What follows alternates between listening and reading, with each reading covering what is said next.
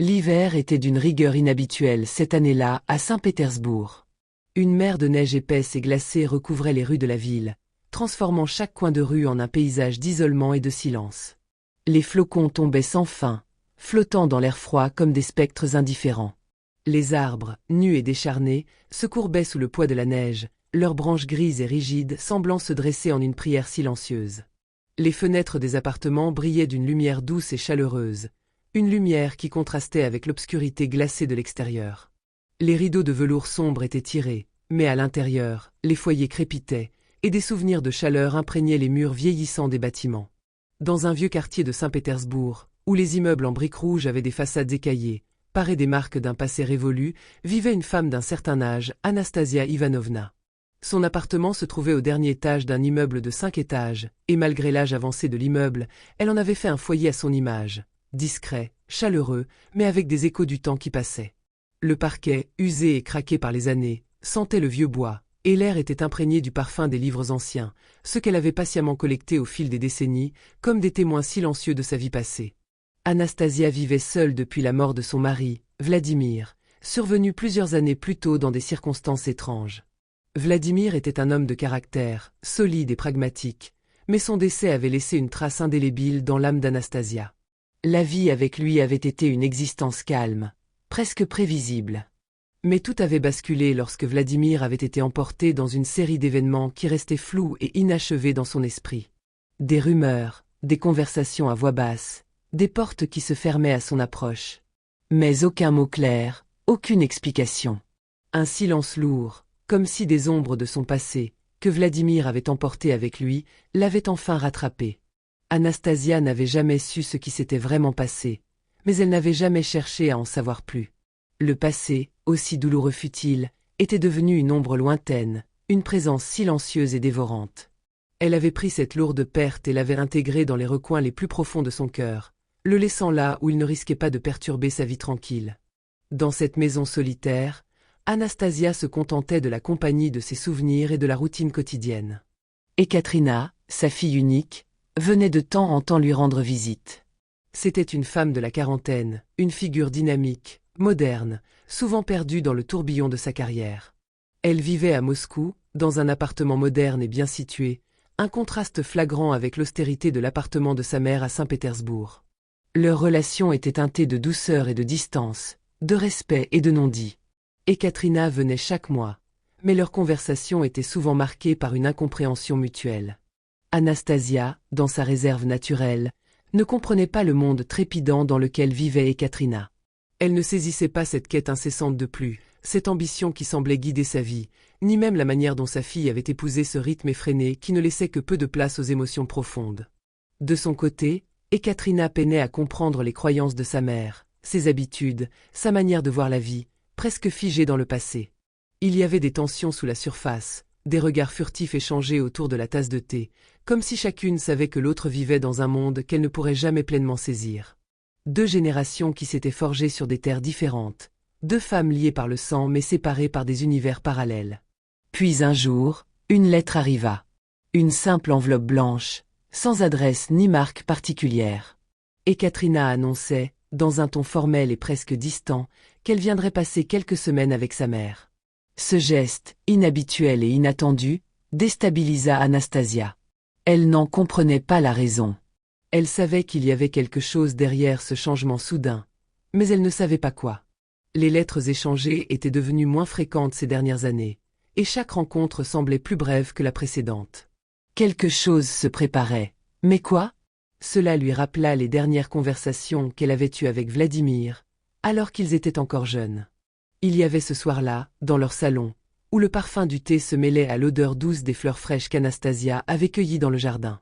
Vladimir, en silence, avait observé la neige tomber, comme s'il attendait quelque chose. Finalement, il avait tourné son regard vers elle, un regard à la fois doux et distant. Un grand changement s'approche, mon amour, et il viendra du nord. Ces mots, mystérieux et presque prophétiques, avaient résonné en elle, mais elle n'avait jamais compris leur véritable signification. Peut-être était-ce la fatigue des années, ou simplement l'impossibilité de voir l'avenir, mais elle n'avait pas donné plus d'importance à ces paroles. Et pourtant, elle l'avait hanté. Le jour où Ekaterina arriva à Saint-Pétersbourg, Anastasia l'attendait dans son appartement, l'atmosphère lourde de cette attente qu'elle ne pouvait expliquer. Lorsqu'elle ouvrit la porte, elle ne reconnaissait presque pas sa fille. Ekaterina semblait différente, plus fatiguée, plus sérieuse, comme si elle portait un fardeau invisible. Les retrouvailles étaient tendues, comme un entre-deux entre la famille et l'inconnu.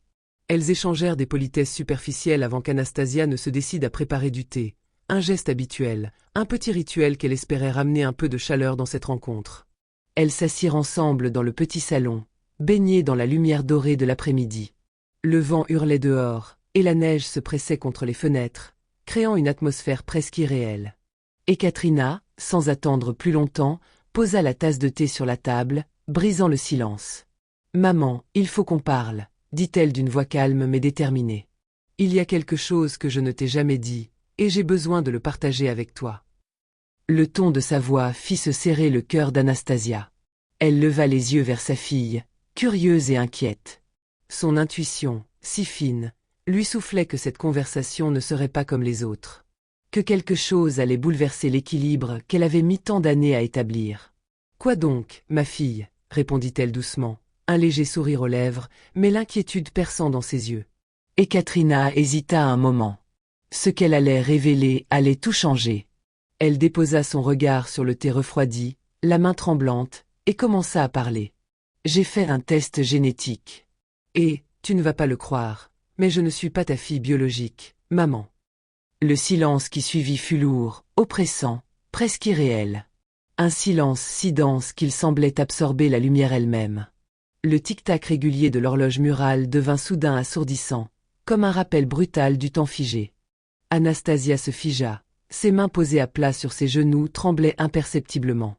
Elle avait l'impression que le sol sous ses pieds venait de disparaître, qu'un gouffre s'ouvrait sous elle, menaçant d'engloutir toute sa réalité. Un frisson glacé remonta le long de son échine. Elle restait muette, les yeux rivés sur sa fille, mais son esprit, lui, courait à toute allure. Des images du passé jaillissaient, incontrôlables, un banc dans un parc, un baiser volé dans une rue sombre de Leningrad, le rire grave de Nikolai, ses mains chaudes tenant les siennes. Et puis, cette lettre qu'elle n'avait jamais osé relire. Elle avait toujours su, au fond, qu'il y avait quelque chose dans le regard d'Ekaterina, une étincelle étrangère, une profondeur qu'elle n'avait jamais su expliquer.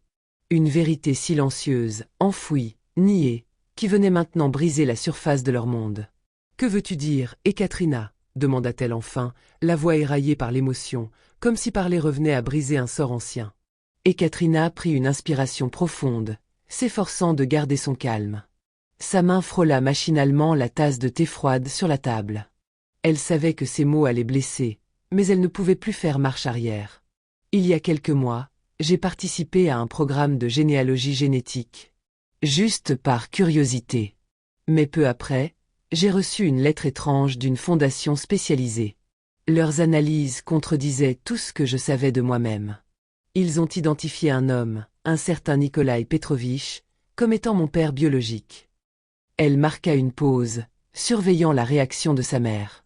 Anastasia restait immobile, mais ses yeux trahissaient une tempête intérieure. Au début, j'ai cru à une erreur. Alors j'ai creusé.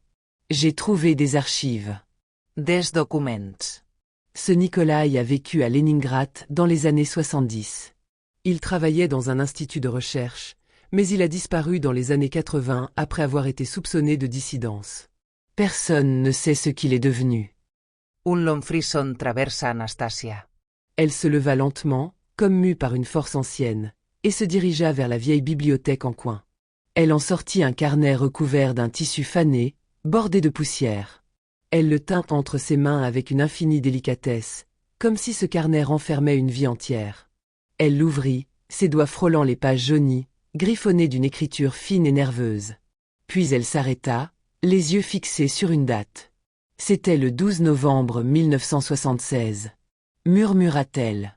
Elle s'assit lentement, et parla d'une voix douce, presque murmurante, comme si elle racontait une histoire à elle-même plus qu'à sa fille. J'étais jeune. Trop jeune pour comprendre ce qu'était vraiment l'amour, ou la peur. Nikolai travaillait dans un centre de recherche en physique. Il était passionné, brûlant de conviction, un homme qui croyait que le monde pouvait changer. Il parlait trop librement. Et un jour, il n'est jamais revenu. La rumeur disait qu'il avait été arrêté. D'autres prétendaient qu'il avait fui le pays. Moi, je savais seulement qu'il m'avait laissée enceinte. Elle leva les yeux vers Ekaterina, et ce regard contenait tout, la honte, l'amour, le secret, la douleur. Puis j'ai rencontré Vladimir. Un homme bon, patient. Il m'a aimé sans poser de questions. Quand j'ai appris que j'étais enceinte, je lui ai dit que c'était son enfant. Il n'a jamais douté. Et moi, je n'ai jamais eu le courage de dire la vérité. Un silence fragile suivit, mais cette fois, il n'était plus pesant. Il était plein de mémoire, d'aveux, de cicatrices. Ekaterina, les yeux embués, se leva lentement et marcha vers sa mère. Elle s'agenouilla devant elle, prit ses mains dans les siennes. Sa voix était presque un souffle. « Tu m'as élevée avec tant d'amour, maman. JN te jugepas. Je voulais juste comprendre. Me comprendre. » Anastasia la serra dans ses bras, longuement. Le salon, baigné dans la lumière dorée du crépuscule, semblait suspendu hors du temps. Dehors, la neige continuait de tomber doucement, recouvrant les secrets du passé d'un manteau de silence blanc. Mais à l'intérieur, pour la première fois depuis longtemps, une vérité avait vu le jour, douloureuse, oui, mais libératrice.